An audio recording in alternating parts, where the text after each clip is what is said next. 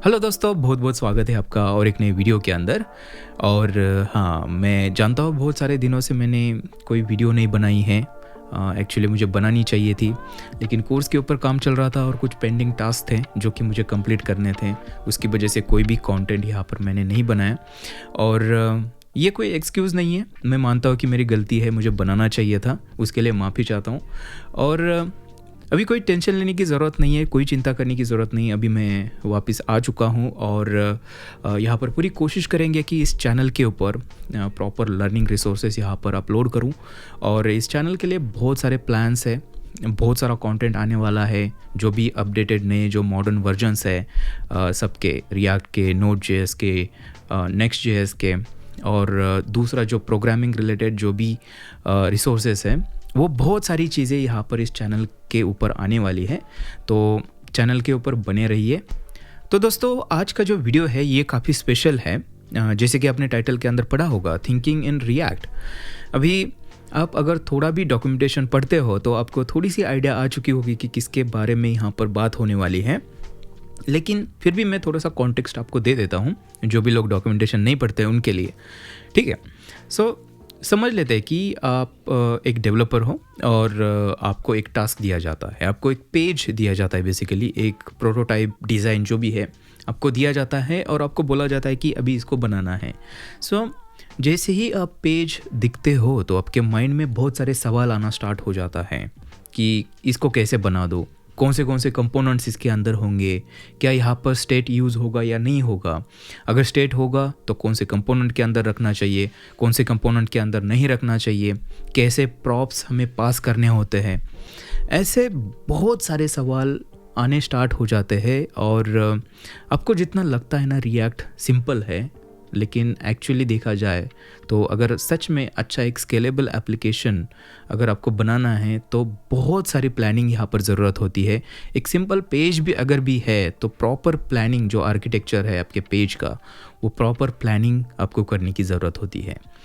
तो इस वीडियो के माध्यम से हम क्या करेंगे, समझने की कोशिश करेंगे, पूरा डिटेल्स में देखेंगे कि कैसे एक पेज को प्रॉपर प्लानिंग किया जा सकता है, उसका आर्किटेक्चर, उसको कौन से कंपोनेंट्स बनाने हैं, कौन सा स्टेट कहाँ पर रखना है, क्या डेटा, हर एक डेटा क्या स्टेट होता है। ये सारी चीज़ें हम इस वीडियो के अंदर अभी देखने वाले हैं। ओके, तो चलो स्टार्ट करते हैं। और अगर आपको इस टाइप का कंटेंट पसंद है तो इस वीडियो को लाइक ज़रूर कीजिए और एक कमेंट ज़रूर करना कि आपको इस वीडियो के अंदर से क्या सीखने को मिला। ठीक है, अभी स्टार्ट करते हैं।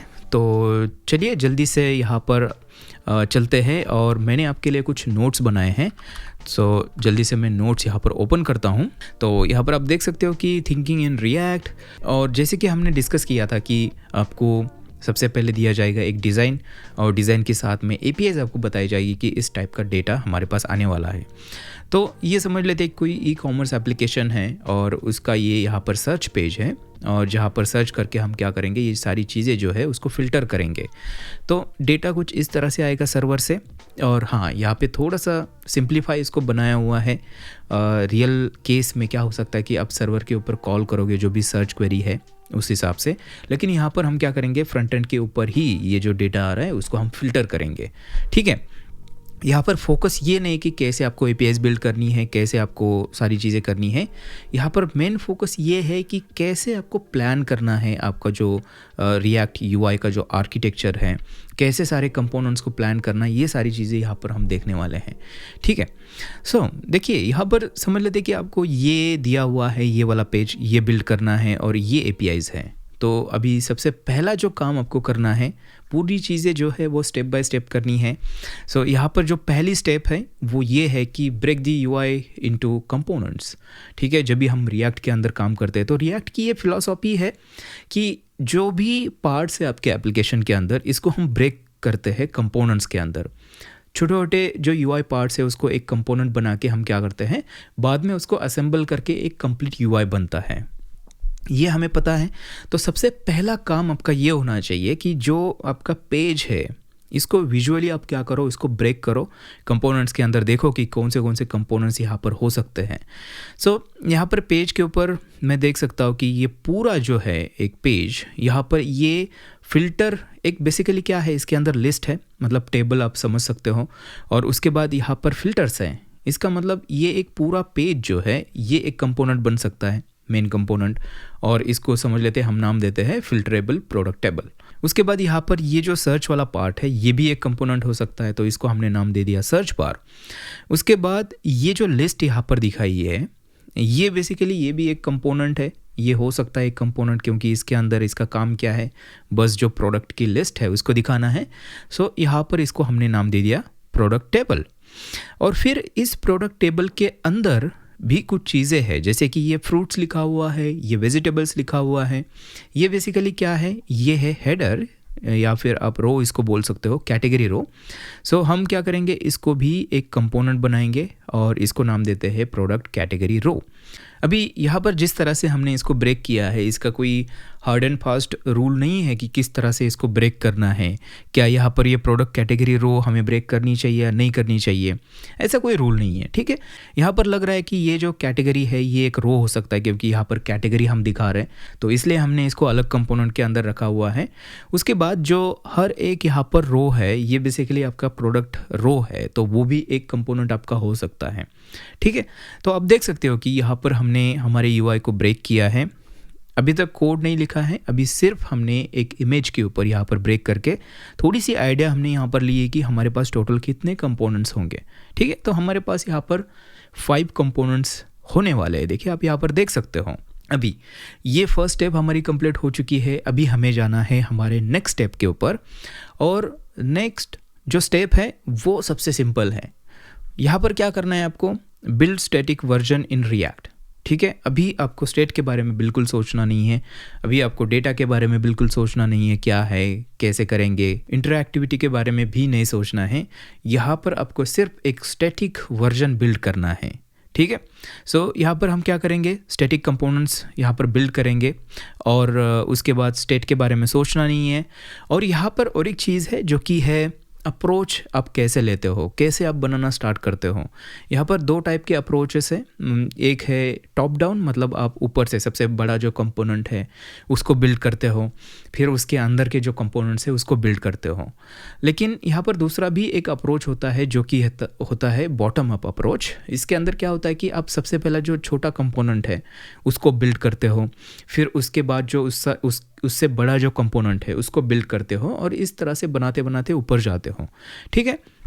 अभी यहाँ पर कौन सा अप्रोच यूज़ करना है ये डिपेंड करता है, राइट। बेसिकली जो टॉप डाउन अप्रोच होता है ज़्यादा करके हम इसी टाइप से बनाते हैं, लेकिन अगर आपका प्रोजेक्ट अगर लार्जर है, बड़ा है, कॉम्प्लेक्स है, तो जो बॉटम अप अप्रोच जो होता है वो थोड़ा सा इजी हो जाता है, ठीक है। तो ये आपको याद रखना है। अभी हमने देखा कि हमारे पास टोटल 5 कंपोनेंट्स होने वाले हैं, और यहाँ पे सबसे इम्पोर्टेंट देखो, इसकी हिरार्की आपको देखनी है। यहाँ पर सबसे ऊपर आप देख सकते हो कि ये सबसे ऊपर का फिल्टरेबल प्रोडक्ट टेबल कंपोनेंट है, और उसके अंदर 2 कंपोनेंट्स है डायरेक्ट चिल्ड्रन। देखिए सर्च बार एक है और एक प्रोडक्ट टेबल है, और फिर प्रोडक्ट टेबल के अंदर फिर से 2 कंपोनेंट्स है जो कि है प्रोडक्ट कैटेगरी रो और प्रोडक्ट रो। तो ये हिरार्की आपको याद रखनी है, ठीक है।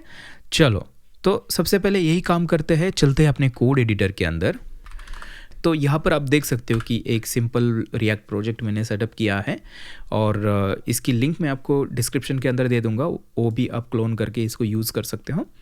सो सबसे हमारे स्टेप के अंदर हमने क्या देखा था, यहाँ पर अगर देखते हैं तो सबसे पहले हमें कुछ कंपोनेंट्स बनाने हैं, तो जो टॉप डाउन अप्रोच है वो हम यूज़ करेंगे। सो पहला कंपोनेंट बनाएंगे फिल्टरेबल प्रोडक्ट टेबल। सो चलते हैं यहाँ पर, और यहाँ पर कंपोनेंट्स टैब बनाते हैं, एक फोल्डर बनाते हैं और कंपोनेंट्स, और इसके अंदर सबसे पहले करते हैं फिल्टरेबल प्रोडक्ट टेबल .jsx, ठीक है। ये एक कंपोनेंट बन गया। जल्दी से यहाँ पर जो बॉयलर प्लेट है इसको डाल देते हैं इस तरह से। उसके बाद यहाँ पर जो दूसरा है वो है सर्च बार। सो यहाँ पर ही कर लेते हैं, और यहाँ पर भी करते हैं react arrow function component export, इसको हटा देते हैं, और ये हमारा दूसरा हुआ। तीसरा है प्रोडक्ट टेबल, यहाँ पर इसको भी बना देते हैं प्रोडक्ट टेबल डॉट JSX, और इस तरह से ये भी कंपोनेंट यहाँ पर बन गया। उसके बाद है हमारे पास प्रोडक्ट कैटेगरी रो, सो यहाँ पर भी करते हैं प्रोडक्ट कैटेगरी रो डॉट JSX, और इस तरह से ये भी हमारा बन गया। इस तरह से आपको बस यहाँ पर सबसे पहले कंपोनेंट्स बनाएंगे और फिर उसके अंदर जो है जो UI उसको बनाएंगे। सो यहाँ पर है प्रोडक्ट रो, सो यहाँ पर करते हैं प्रोडक्ट रो डॉट JSX, इस तरह से, ठीक है। और ये यहाँ से हटा देते हैं। अभी हमारे कंपोनेंट्स बन गए। जल्दी से चलते हैं फिर से हमारे यहाँ पर डायग्राम के अंदर, और यहाँ पर आप देख सकते हो कि सबसे पहले हमें क्या करना है, जो फिल्टरेबल प्रोडक्ट टेबल है इसके अंदर ये जो सर्च बार है और जो प्रोडक्ट टेबल है इसको यहाँ पर रेंडर करना है। सो वही काम करते हैं, यहाँ पर आते हैं और यहाँ पर या फिर इस div की जगह हम क्या कर सकते हैं, इस तरह से जो फ्रेगमेंट्स है इसको ओपन करते हैं, और यहाँ पर हमें क्या करना है, जो सर्च बार जो है हमारा कंपोनेंट इसको यहाँ पर हमें रेंडर करना है। सो सर्च बार यहाँ से हमने एक्सपोर्ट तो किया हुआ है, वो हमें इंपोर्ट करना होगा। सो यहाँ पर करते हैं import search bar from search bar, ठीक है, इस तरह से। और यहाँ पर उसके बाद हमारे पास है, यहाँ पर आप देख सकते हो ये प्रोडक्ट टेबल यहाँ पर रेंडर करना है। सो यहाँ पर करते हैं प्रोडक्ट टेबल, और यहाँ पर इसको भी हमें इंपोर्ट करना होगा। तो यहाँ पर इसको करते हैं import product table from product table, ठीक है। ओके, तो अभी आप देख सकते हो कि हमने यहाँ पर टॉप डाउन अप्रोच लिया हुआ है, हम ऊपर से नीचे जा रहे हैं बनाते हुए। सो सर्च बार जो है इसको जल्दी से बना लेते हैं। यहाँ पर आप देख सकते हो इसके अंदर सर्च है और एक चेक बॉक्स है। सो यहाँ पर चलते हैं और यहाँ पर एक काम करते हैं, यहाँ पर एक फॉर्म बनाते हैं। सो एक फॉर्म, और उसके बाद यहाँ पर करेंगे सबसे पहले तो एक इनपुट, और यहाँ पर प्लेस होल्डर होगा हमारा। सो प्लेस होल्डर, और इसको देते हैं सर्च, ठीक है, इस तरह से। और जल्दी से अभी हम देख भी सकते हैं कि कैसे ये दिख रहा है। ऐसे ये दिखेगा नहीं, हमें क्या करना पड़ेगा, app.jsx के अंदर जाके यहाँ पर इसको रेंडर करना होगा, जो हमारा मेन कंपोनेंट है, जो कि है कौन सा है, यहाँ पर फिल्टरेबल प्रोडक्ट टेबल। सो चलते हैं और यहाँ पर करते हैं फिल्टरेबल प्रोडक्ट टेबल, इसको इंपोर्ट कर लेते हैं और इसको रेंडर करते हैं। और अभी आप देख सकते हो यहाँ पर सर्च है। जल्दी से जो डिफ़ॉल्ट स्टाइल है वो मैं निकाल देता हूँ ताकि ये हमारे प्रॉपर तरीके से आ जाए। सो app.css हमें नहीं चाहिए। और अभी आप देख सकते हो यहाँ पर और एक स्टाइल होगी जो कि है index.css, और वो भी हमें नहीं चाहिए, तो मैं इसको भी हटा देता हूँ। और अभी आप देख सकते हो यहाँ पर सर्च आ चुका है, ठीक है। अभी स्टाइल के ऊपर ज़्यादा आप ध्यान ना दीजिए, इसके लिए अलग से टेलविंड CSS डाल के हम स्टाइल कर सकते हैं। फ़िलहाल के लिए हमें देखना है कि कैसे कंपोनेंट्स के ऊपर काम करना है, राइट, कैसे इंटरएक्टिविटी और कहाँ पर उसको रखना है, स्टेट वगैरह, ये सारी चीज़ें। अभी यहाँ पर सर्च के नीचे हमें क्या करना है, यहाँ पर अगर देखेंगे तो चेक बॉक्स है।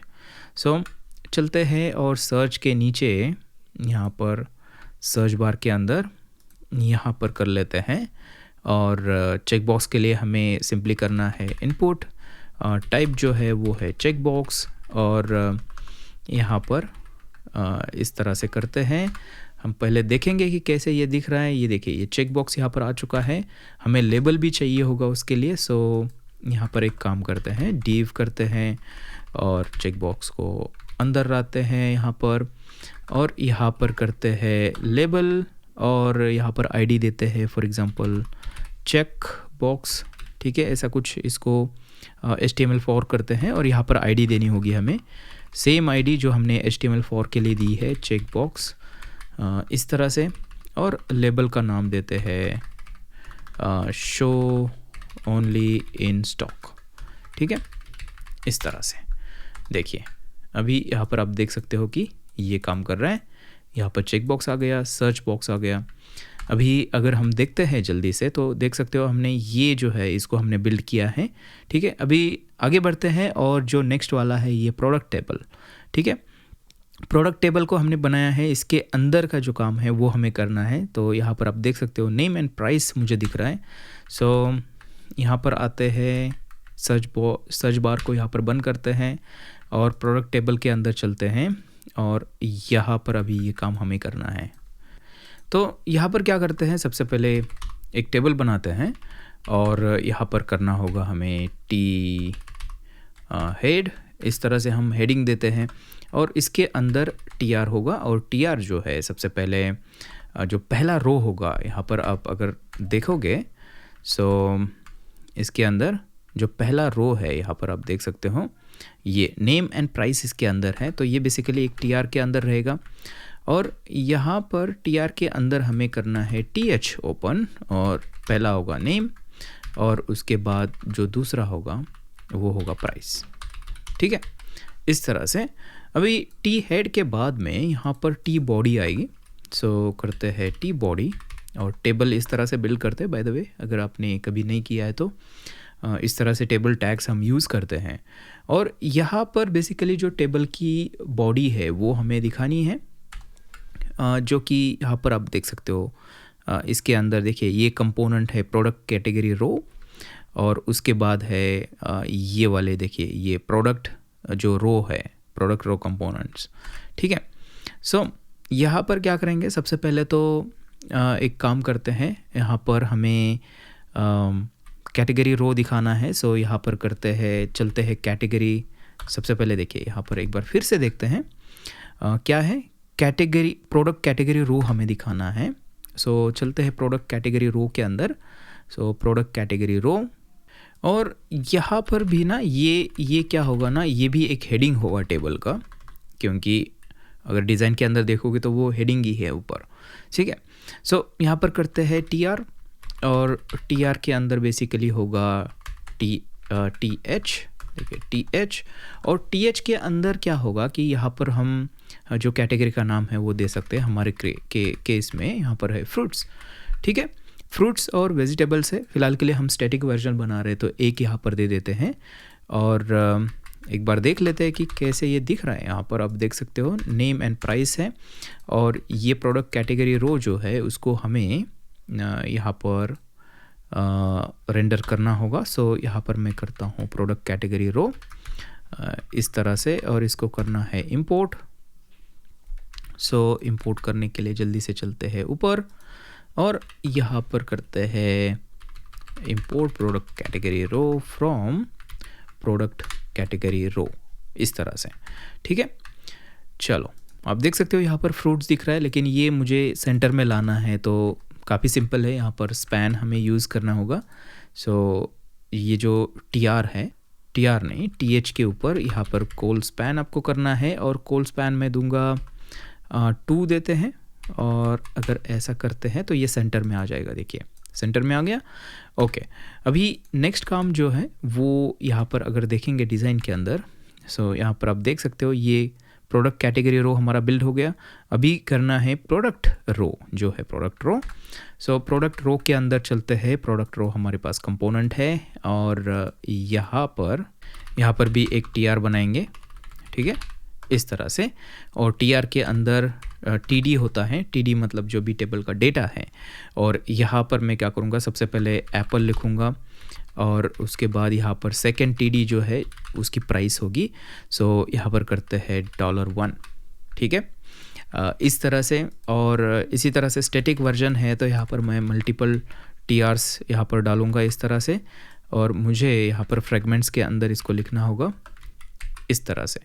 ठीक है, एप्पल के यहाँ पर करते हैं ड्रैगन फ्रूट। ठीक है, और यहाँ पर करते हैं पैशन फ्रूट। ओके, इस तरह से करते हैं। ये स्टैटिक वर्जन यहाँ पर बिल्ड किया है और हमें इसको यहाँ पर रेंडर भी करना है। तो यहाँ पर करते हैं प्रोडक्ट, देखिए कौन सा है हमें चाहिए, जो प्रोडक्ट रो इंपोर्ट कर लेते हैं और इस तरह से इसको रेंडर करते हैं। चलो जल्दी से देखते हैं। तो आप यहाँ पर देख सकते हो कि ये अभी कुछ इस तरह से दिख रहा है, सिमिलर दिख रहा है हमारे डिज़ाइन के अंदर जो है, बस CSS हमने यहाँ पर अभी तक ऐड नहीं किया है, लेकिन स्ट्रक्चर जो है ये ऐसे ही दिख रहा है, देखिए। और हमारे पास यहाँ पर आप देख सकते हो कि जो स्टैटिक वर्जन है हमारे साइट का, ये यहाँ पर कंप्लीट हो चुका है, मतलब हमारी जो स्टेप है वो अभी कंप्लीट हो चुकी है, ठीक है। अभी तक हमने स्टेट के बारे में नहीं सोचा, डेटा के बारे में नहीं सोचा, कुछ नहीं सोचा, हमने बस स्टैटिक वर्जन यहाँ पर बिल्ड किया है, और ये सबसे इम्पोर्टेंट है। अभी चलते हैं वापस और देखते हैं कि नेक्स्ट स्टेप क्या है। देखिए नेक्स्ट स्टेप हमारी है यहाँ पर आप देख सकते हो, find the minimal but complete representation of UI state. अभी इसके अंदर क्या करना है कि हम इंटरैक्टिविटी ऐड करने वाले हैं हमारे एप्लीकेशन के अंदर। सर्च करने के बाद जो सारी चीज़ें वो फिल्टर होनी चाहिए।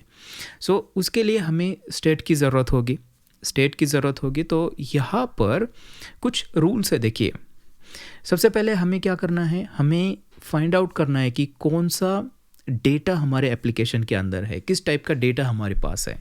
सो यहाँ पर आप देख सकते हो कि जो ओरिजिनल लिस्ट है प्रोडक्ट्स की, वो डेटा है, वो एक डेटा हो गया। उसके बाद जो सर्च टेक्स्ट है हमारा, सर्च के अंदर जो टाइप करेगा यूज़र, वो एक डेटा हो गया हमारे पास। उसके बाद चेकबॉक्स जो है, चेकबॉक्स की जो वैल्यू है वो भी एक डेटा हो गया। और एक टाइप का डेटा है जो कि है फिल्टर्ड प्रोडक्ट्स, जो हम मतलब यूज़र सर्च करने के बाद जो फिल्टर्ड प्रोडक्ट्स होंगे वो एक डेटा हमारे पास हो गया, ठीक है। तो टोटल 4 टाइप के डेटा हमारे एप्लीकेशन के अंदर है। अभी सबसे बड़ा सवाल आता है कि इसमें से जो स्टेट है वो कौन सा स्टेट है? क्या ये लिस्ट ऑफ प्रोडक्ट स्टेट है, या फिर ये यूज़र जो एंटर किया है वो स्टेट है?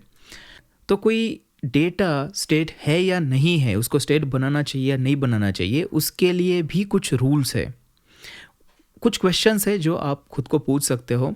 तो यहाँ पर वो क्वेश्चंस मैंने दिए हैं। सो आप देख सकते हो, does it remain unchanged over time? If so it is an state. क्या ऐसा कोई डेटा है वो चेंज ही नहीं हो रहा है ओवर द टाइम?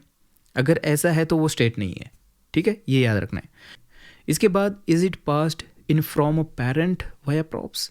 क्या ऐसा कोई डेटा है जो प्रॉप से हमें मिल रहा है? अगर ऐसा है तो वो भी स्टेट नहीं है उस कंपोनेंट के लिए। उसके बाद can you compute it based on existing state और प्रॉप्स इन योर कंपोनेंट? क्या जो डेटा आपको चाहिए वो क्या हम किसी एग्जिस्टिंग डेटा से, स्टेट से, क्या हम इसको कंप्यूट कर सकते हैं? अगर ऐसा है तो वो भी डेफिनेटली स्टेट नहीं है, ठीक है। ये 3 सिंपल रूल्स है, अगर इसको आप फॉलो करते हो तो इसमें से अगर कोई है तो वो स्टेट नहीं है, इसके अलावा जो है वो आपका स्टेट है, ठीक है। सो इसके अलावा क्या है, यहाँ पर आप देख सकते हो कि सर्च टेक्स्ट, यूज़र टाइप करता है तो वो भी एक टेक्स्ट हो गया जो कि चेंज होने वाला है, यूज़र और कुछ टाइप कर सकता है। उसके बाद चेक बॉक्स जो है वो भी चेंज होगा तो वो भी एक स्टेट है, ठीक है।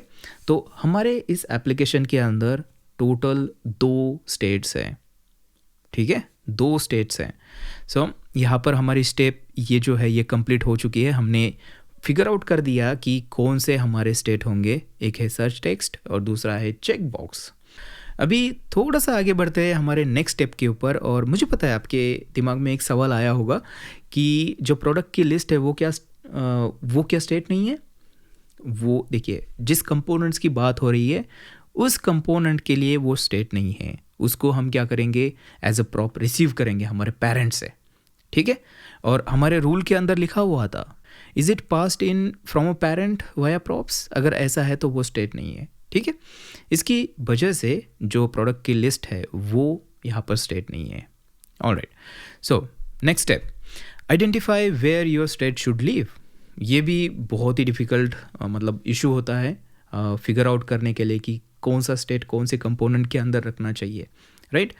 लेकिन फॉर्चुनेटली यहाँ पर भी रिएक्ट टीम ने हमें कुछ सजेस्ट किया हुआ है कि कैसे आप फिगर आउट कर सकते हो कि कौन सा स्टेट कहाँ पर रखना है, ठीक है। अभी इसके बारे में थोड़ा सा मैं आपको एक्सप्लेन करता हूँ। देखिए इनका कहना क्या है कि identify every component that render something based on that state. So अभी हमारे एप्लीकेशन के अंदर हमें देखना है कि क्या जो हमारा स्टेट है, हमारे केस में 2 है, एक तो है सर्च टेक्स्ट और दूसरा है चेक बॉक्स, ये हमने ऑलरेडी देख लिया। क्या इसके बेस पे क्या कहाँ पे रेंडरिंग हो रही है, उसके बेस पे अगर वो चेंज होता है तो रेंडरिंग हमारी चेंज हो जाती है। हो रहा है ऐसा कोई? चलो एक बार देख लेते हैं। यहाँ पर आते हैं तो अब देख सकते हो कि ये अगर चेंज होता है तो सबसे पहले तो ये जो लिस्ट है हमारी वो चेंज होनी चाहिए, वो फिल्टर होनी चाहिए, राइट। इसका मतलब ये जो कंपोनेंट है ये चेंज हो रहा है। इसी के साथ में आपको पता होगा कि रिएक्ट के अंदर जब भी हम कुछ चेंज करते हैं यहाँ पर, तो यहाँ पर दिखने के लिए हमें जो 2 वे बाइंडिंग होती है वो करनी होती है। तो इसका मतलब ये हुआ कि यहाँ पर कुछ चेंज करते हैं तो इस कंपोनेंट जो खुद कंपोनेंट है वो भी चेंज हो रहा है। देखिए चेक बॉक्स अगर करते हैं तो ये भी फिर से यहाँ पर चेंज हो रहा है। इसका मतलब हमारे पास ऐसे 2 कंपोनेंट्स हैं जो एक सेम स्टेट के ऊपर डिपेंड कर रहे हैं। देखिए यहाँ पर फिर से आपको दिखाता हूँ। अगर थोड़ा सा ऊपर आते हैं तो ये जो है ये हमारा कंपोनेंट है, राइट। यहाँ पर कुछ टाइप करते हैं तो सबसे पहले यहाँ पर चीज़ें चेंज होने के लिए उस खुद कंपोनेंट के अंदर जो टेक्स्ट है वो दिखने के लिए यहाँ पर भी उस स्टेट की ज़रूरत होगी, प्लस उस स्टेट की ज़रूरत होगी यहाँ पर जो लिस्ट है हमारी उसको फ़िल्टर हमें करना होगा बेस्ड ऑन यूज़र टेक्स्ट। सो इसका मतलब ये हुआ 2 कंपोनेंट्स के अंदर अगर हमारा स्टेट यहाँ पर यूज़ हो रहा है तो हमें ऐसा एक, देखिए यहाँ पर स्टेप जो दिए है ना उसको ही देखते हैं। देखिए यहाँ पर थोड़ा सा फिर से वापस आते हैं वहाँ पर और थोड़ा सा ज़्यादा गए नीचे। देखिए यहाँ पर देखिए ये आइडेंटिफाई हमने कर दिया कि कौन से कंपोनेंट के अंदर हो रहा है। तो अभी हमें क्या करना है, find their closest common parent component. कहाँ पर रखना है स्टेट हमें? उनका जो कॉमन कंपोनेंट है जो कि लेवल ऊपर है उसके अंदर वो स्टेट आपको रखना चाहिए। तो अगर फिर से वापस आते हैं यहाँ पर, सो अगर ये जो कंपोनेंट है पर्पल कलर का प्रोडक्ट टेबल और सर्च बार, इसके अंदर कोई स्टेट जो शेयर्ड स्टेट है यूज़ हो रहा है तो हमें वो स्टेट जो है वो रखना चाहिए कि इसके अंदर उसका दोनों का कॉमन जो पेरेंट है जो कि है फिल्टरेबल प्रोडक्ट टेबल। ठीक है, यही इनका ये कहना है। अगर ऐसा है तो आपको जो पेरेंट है उसका कॉमन पेरेंट उसको यहाँ पर ढूंढना है। ठीक है, ऑलराइट। तो यहाँ पर और आप देख सकते हो कि often you can put this state directly into their common parent के अंदर डाल सकते हो। You can also put this state into some component above their common parent. ठीक है, if you can't find a component where it makes sense to own the state, इनका ये कहना है कि अगर ऐसा कोई कंपोनेंट है ही नहीं जो कॉमन पेरेंट है और अगर सेंस नहीं बनता है उसका वहाँ पर स्टेट रखने का, तो ये हमें सजेस्ट कर रहे हैं कि इसके अंदर आप एक एक्स्ट्रा कंपोनेंट बना दो और उसको वहाँ पर उसका पेरेंट बना के उसको वहाँ पर डालो हायरार्की के अंदर और फिर वहाँ पर इसका जो शेयर्ड स्टेट है वो रखो। ठीक है, ओके, चलो हमें पता तो चल गया कि कहाँ पर रखना है। जल्दी से चलते हैं उसको इम्प्लीमेंट करते हैं। सो इसको मैं क्लोज़ करता हूँ और हमें जाना है फिल्टरेबल प्रोडक्ट टेबल के अंदर और यहाँ पर वो स्टेट हमें रखना है। सो स्टेट हम कैसे बनाते हैं? Use state. सो यहाँ पर करते हैं इस तरह से हमें करना होगा search text set search text. ठीक है, और ये होगा रिएक्ट। देखिए रिएक्ट को इंपोर्ट करते हैं यूज स्टेट और जो डिफ़ॉल्ट होगा वो होगा एम्प्टी स्ट्रिंग, राइट। और उसके बाद सेकंड हमें चाहिए होगा चेक बॉक्स के लिए, वो भी साथ में रखना है क्योंकि साथ में वो यूज़ हो रहा है। सो यहाँ पर करते हैं in stock only, set in stock only. ठीक है, रिएक्ट यूज स्टेट और यहाँ पर बाय डिफ़ॉल्ट इसको फॉल्स रखेंगे। ठीक है, अभी यहाँ पर ये हो गया, यहाँ पर स्टेट तो हमने बना दिया। अभी चलते हैं फिर से यहाँ पर और देखते हैं कि अभी क्या हमें करना है। ठीक है, यहाँ पर आप देख सकते हो जो नेक्स्ट स्टेप है हमारी ऐड इन्वर्स डेटा फ्लो।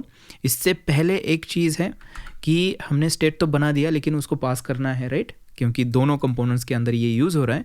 तो यहाँ पर जल्दी से मैं पास करता हूँ इसको सर्च टेक्स्ट और इसकी वैल्यू होगी सर्च टेक्स्ट। इस तरह से हम प्रॉप्स जो है वो पेरेंट से हमारे चाइल्ड कंपोनेंट के अंदर पास करते हैं और सेम चीज़ जो है ना ये यहाँ पर भी हम करेंगे इस तरह से, ठीक है।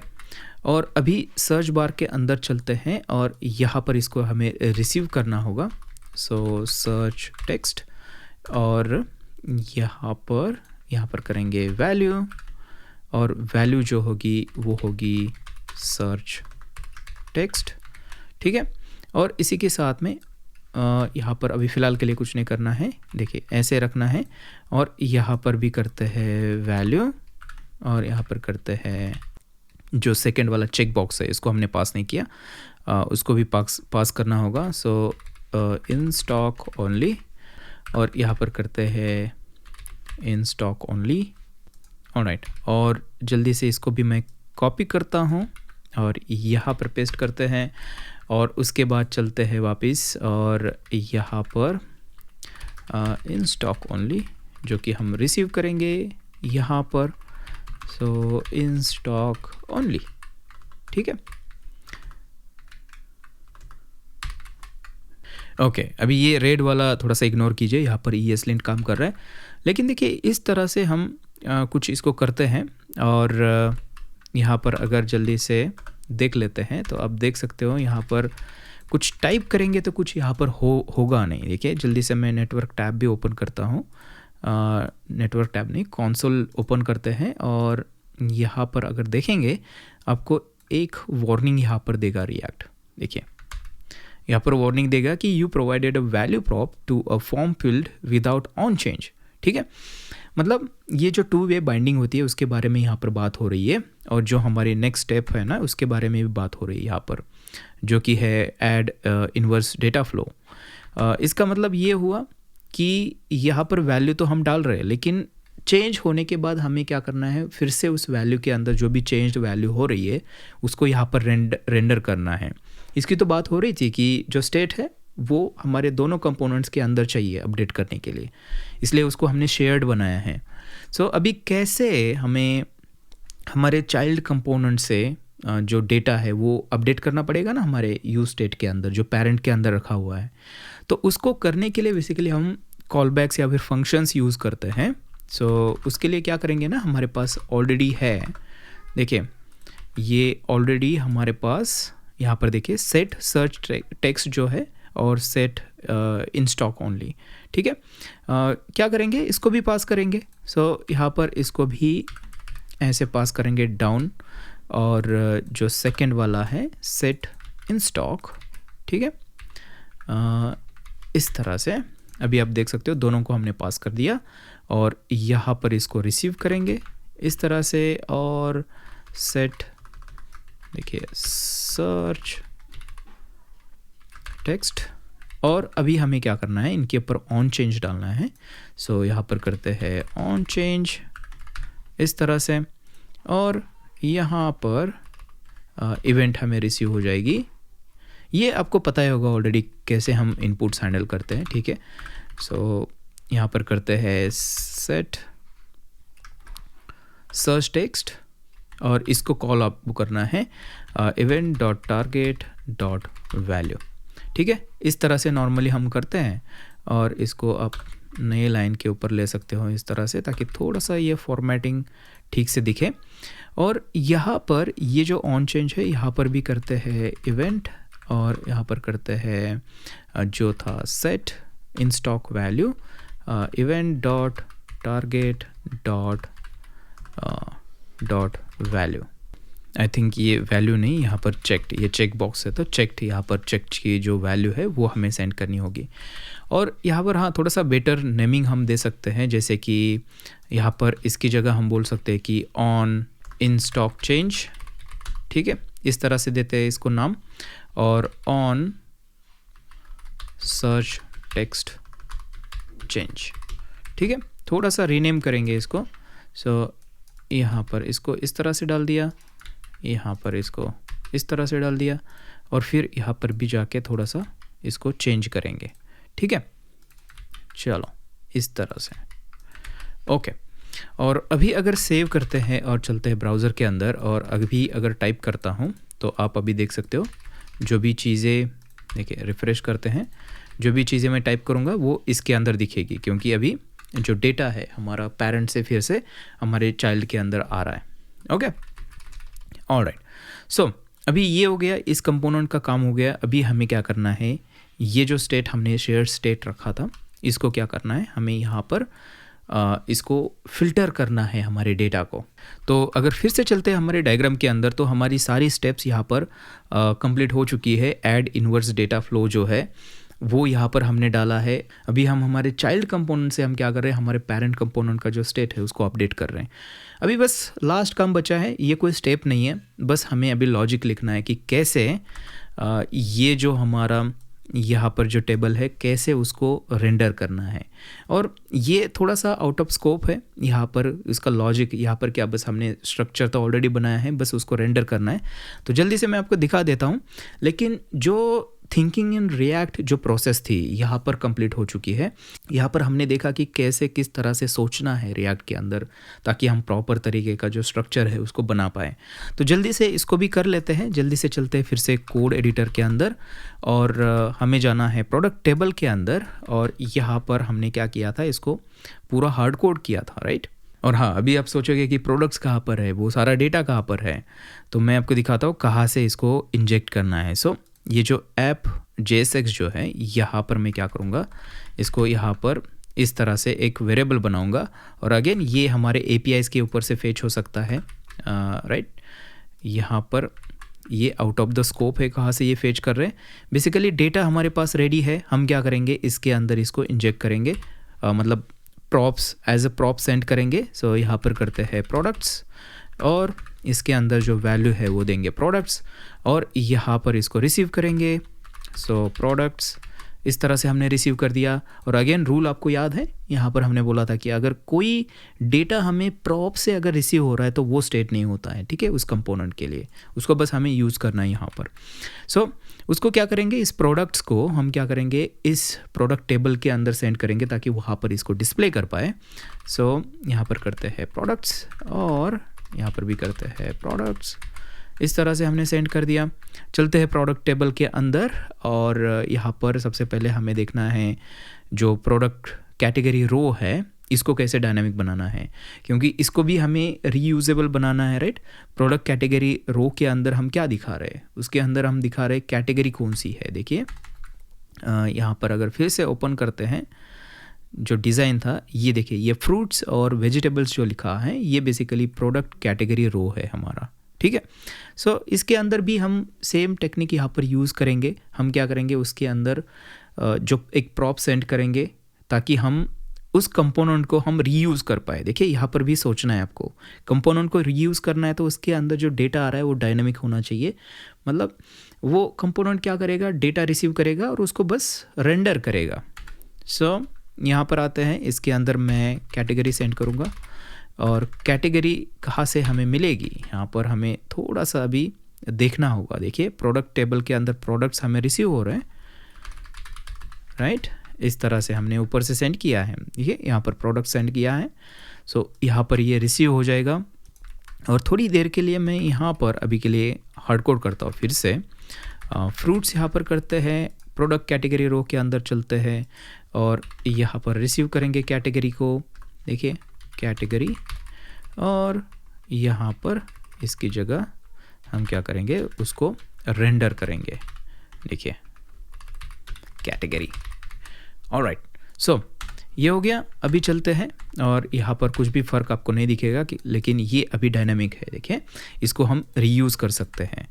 यहाँ पर अगर वेजिटेबल्स अगर सेंड करते हैं हम, देखिए यहाँ पर अगर करते हैं वेजिटेबल्स तो वो वहाँ पर चेंज हो जाएगा। देखिए रीयूजेबल कंपोनेंट, ये भी एक अच्छी प्रैक्टिस होती है रिएक्ट के अंदर कि आप कोशिश कीजिए कि जो कंपोनेंट्स है आपके वो रीयूजेबल हो। ओके, सो अभी क्या करते हैं, चलते हमारे प्रोडक्ट रो के अंदर, और यहाँ पर जो हमने हार्ड कोड किया था इसको थोड़ा सा हमें अभी फिक्स करना होगा। तो सबसे पहले यहाँ पर क्या करते हैं ना, हमें क्या करना है, यहाँ पर अगर आप डिज़ाइन देखोगे, देखिए डिज़ाइन के अंदर अगर ये इन स्टॉक नहीं है तो रेड में दिखा रहा है, नहीं तो ब्लैक में दिखा रहा है, राइट। सो वही हम करेंगे, यहाँ पर करते हैं नेम इज़ इक्वल टू, और यहाँ पर भी हमें एक प्रोडक्ट रिसीव हो जाएगा, ठीक है। प्रोडक्ट रो के अंदर हम प्रोडक्ट रिसीव करने वाले हैं। सो यहाँ से जब भी प्रोडक्ट रो जो है यहाँ पर जब भी हम सेंड करेंगे, इसके अंदर एक प्रोडक्ट, सिंगल प्रोडक्ट जो है वो हम सेंड करेंगे। ठीक है, थोड़ी देर में हम देखेंगे कैसे इसको करना है, लूप के अंदर करना होगा। लेकिन फ़िलहाल के लिए यहाँ पर आते हैं और जो प्रोडक्ट रो है इसके अंदर हम क्या करेंगे, यहाँ पर बोलेंगे कि अगर प्रोडक्ट डॉट स्टॉक्ड अगर है, ठीक है, ये अगर डेटा अगर हम देखें, यहाँ पर डेटा हमें ऐप के अंदर देखना होगा। यहाँ पर देखिए डेटा, इसके अंदर क्या है, स्टॉक्ड एक हमारे पास प्रॉपर्टी है जो कि ट्रू या फॉल्स हो सकती है। सो उसको हम यहाँ पर यूज़ करेंगे।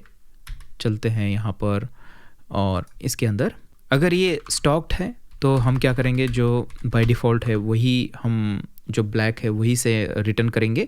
अगर नहीं है तो यहाँ पर मैं क्या करूँगा, एक स्पैन रिटर्न करूँगा। ठीक है, इस तरह से स्पैन, और यहाँ पर मैं लिखूँगा प्रोडक्ट डॉट नेम, लेकिन इसको स्टाइल दूंगा अलग से। ठीक है, सो यहाँ पर स्टाइल करते हैं, स्टाइल, और स्टाइल के अंदर हमें करना है बस इसका कलर जो है ना वो रेड करना है।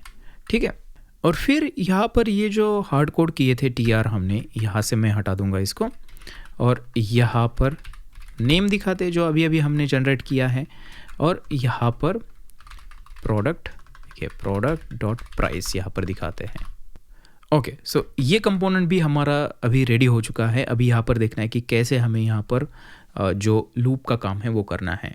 तो यहाँ पर क्या करेंगे ना, यहाँ पर जल्दी से थोड़ा सा ऊपर आते हैं। यहाँ पर बेसिकली डायनामिकली रोज़ हमें जनरेट करने हैं और कुछ नहीं है। और अगेन ये अभी जो भी हमने आर्किटेक्चर जो देखना था वो हमने ऑलरेडी देखा है। ये जो अभी कर रहे हैं हम, ये एक लॉजिक है और ये अलग अलग लॉजिक हो सकता है। ठीक है, ये स्कोप के थोड़ा सा बाहर है, लेकिन फिर भी यहाँ पर जल्दी से कर लेते हैं। सो यहाँ पर करते हैं रोज़ इस तरह से, और इसको करते हैं एम्प्टी एरे। ठीक है, और थोड़ा सा टाइम बचाएंगे, कुछ कोड मैं यहाँ पर पेस्ट कर रहा हूँ। जल्दी से मैं आपको एक्सप्लेन करता हूँ क्या है। बेसिकली जो भी प्रोडक्ट्स हमें रिसीव हो रहे हैं इसको हम फॉर ईच कर रहे हैं, और लूप के अंदर हर एक के अंदर क्या कर रहे हैं, यहाँ पर product dot name lower case index of, और फिल्टर टेक्स्ट लोअर केस। देखिए फिल्टर टेक्स्ट भी इसके अंदर हमें चाहिए होगा। यहाँ पर अगर देखेंगे हमने कंपोनेंट्स के अंदर क्या किया है, देखिए सर्च टेक्स्ट जो है ना ये, और इन स्टॉक ओनली जो है, ये दोनों हमने सेंड किया है, तो उसको यहाँ पर हमें रिसीव करना होगा। देखिए यहाँ पर रिसीव हमने नहीं किया है इसको। सो और यहाँ पर इन स्टॉक भी था, देखिए इन स्टॉक ओनली ये भी है, तो दोनों को हमने रिसीव कर दिया। तो बेसिकली क्या करें, यहाँ पर फिल्टरिंग का काम हो रहा है। हम क्या कर रहे हैं, जो भी सारे प्रोडक्ट्स है उसके ऊपर हम लूप कर रहे हैं, और यहाँ पर चेक कर रहे हैं अगर करंट प्रोडक्ट और जो भी फिल्टर टेक्स्ट है उसको लोअर केस करके, ताकि कोई कैपिटल भी टाइप करता है तो भी फिल्टर हमारा काम करे, इज इक्वल टू -1। इसका मतलब अगर वो फिल्टर टेक्स्ट हमारे प्रोडक्ट नेम के अंदर नहीं मिलता है तो हम यहाँ से कुछ रिटर्न नहीं करेंगे। ठीक है, वो प्रोडक्ट रिटर्न नहीं होगा। बेसिकली इस तरह से फिल्टरिंग काम कर रही है। और इसी के साथ में इन स्टॉक जो है वो भी चेक करेंगे। अगर checkbox in stock true है, अगर चेक किया हुआ है वो चेक बॉक्स, और जो प्रोडक्ट है करंट जिसके ऊपर लूप चल रहा है वो स्टॉक्ड अगर उसका क्या है, फॉल्स है, नॉट स्टॉक, ये देखिए फॉल्स है, यहाँ पर भी हम क्या करेंगे, रिटर्न करेंगे, वो प्रोडक्ट रिटर्न नहीं करेंगे। इसका मतलब जो फिल्टर्ड प्रोडक्ट्स होंगे उसमें से वो गायब हो जाएगा। ठीक है, ये थोड़ा सा लॉजिक है ऐसा, देखिए। और यहाँ पर कैटेगरी के लिए यहाँ पर चेक करें कि प्रोडक्ट की जो कैटेगरी है वो अगर लास्ट कैटेगरी नहीं है तो यहाँ पे क्या करो, ये जो प्रोडक्ट कैटेगरी रो है उसको पुश करो, और इसके अंदर जो कैटेगरी प्रॉप हम सेट कर रहे हैं इसको इस तरह से ऐड करो। और ये लास्ट कैटेगरी क्या है, ये बेसिकली ये लॉजिक इसके लिए है। यहाँ पर देखिए, यहाँ पर फ्रूट्स लिखा हुआ है, यहाँ पर वेजिटेबल्स लिखा हुआ है।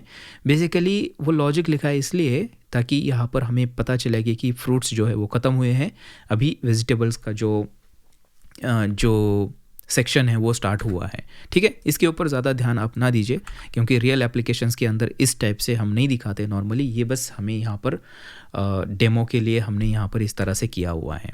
ठीक है, बस वो सेक्शंस प्रॉपर तरीके से रेंडर करने के लिए हमने यहाँ पर ये थोड़ा सा हैक, मतलब हमने तो नहीं किया है, जहाँ से मैंने ये रिसोर्स लिया हुआ है, जो ऑफिशियल डॉक्यूमेंटेशन है रिएक्ट का, वहाँ पर ये यूज़ किया हुआ है। ठीक है, तो इस तरह से आप देख सकते हो कि ये यहाँ पर लूप के अंदर है हमारे फॉर ईच के अंदर। इसका मतलब प्रोडक्ट कैटेगरी रो जो है वो भी हमारा रीयूजेबल है। और फाइनली यहाँ पर क्या कर रहे हैं, जो रोज़ है हमारे उसके अंदर प्रोडक्ट रो जो है हमारा, उसको भी हम यहाँ पर पुश कर रहे हैं। और की आपको पता है क्यों चाहिए होती है, लूप करते तो रिएक्ट के अंदर की हमें देनी होती है। सो इसकी वजह से यहाँ पर प्रोडक्ट डॉट नेम जो है वो हमने किया है। और लास्ट कैटेगरी अगेन वो सेक्शंस के लिए यहाँ पर है लॉजिक, ठीक है। और फाइनली क्या करेंगे, यहाँ पर इस तरह से हार्ड कोड नहीं करेंगे, जो रोज़ हमने बनाए थे उसको यहाँ पर इस तरह से रेंडर करेंगे। That's it. चलो यहाँ पर चलते हैं और filter text is not defined, और ये प्रोडक्ट टेबल के अंदर है। फिल्टर टेक्स्ट क्या हमने रिसीव नहीं किया इसको, filter text okay, search text है बेसिकली, इसको रीनेम कर लेते हैं। और कहीं है नहीं है, चलो रिफ़्रेश कर लेते हैं, ऐसा कर लेते हैं थोड़ा। और थोड़ा सा अभी क्या करेंगे, सर्च करेंगे। देखिए सबसे पहले तो मैं यहाँ पर चेक बॉक्स चेक करूँगा। सो शो ओनली इन स्टॉक, तो रेड वाले गायब होने चाहिए। और ऐसे करते तो देखिए रेड वाले चले गए। यहाँ पर अगर सर्च करता हूँ एप्पल, तो आप देख सकते हो एप्पल यहाँ पर दिख रहा है। उसके बाद यहाँ पर अगर करते हैं पीस, तो आप देख सकते हो यहाँ पर पीस दिख रही है। और यहाँ पर करते हैं ड्रैगन, तो आप देख सकते हो यहाँ पर ड्रैगन दिख रहा है। इसका मतलब हमारा एप्लीकेशन जो है वो प्रॉपर तरीके से काम कर रहा है। हाँ, हमने स्टाइल नहीं की है क्योंकि इस वीडियो का थोड़ा सा स्कोप के बाहर है स्टाइलिंग। यहाँ पर हमें मेन चीज़ जो देखनी थी वो देखनी थी कि आर्किटेक्चर किस तरह से हम सोचते हैं कि कौन सा स्टेट कहाँ पर होना चाहिए, कौन से कंपोनेंट्स होने चाहिए, ये इस वीडियो से आपको टेक अवे करना है। तो उम्मीद करता हूँ कि दोस्तों आपको इस वीडियो से कुछ ना कुछ ज़रूर सीखने को मिला होगा। अगर ऐसा है तो इस वीडियो को जल्दी से लाइक कर दीजिए, और इसी के साथ में कमेंट करके मुझे ज़रूर बताइए कि क्या आपने इसके अंदर नया सीखा। और थोड़ा सा यूट्यूब के एल्गोरिदम के लिए भी अच्छा होगा अगर आप कमेंट करोगे, तो आप कर दीजिए प्लीज़, ठीक है। तो मैं आपसे मिलता हूँ एक नई वीडियो के अंदर, तब तक के लिए हैप्पी कोडिंग।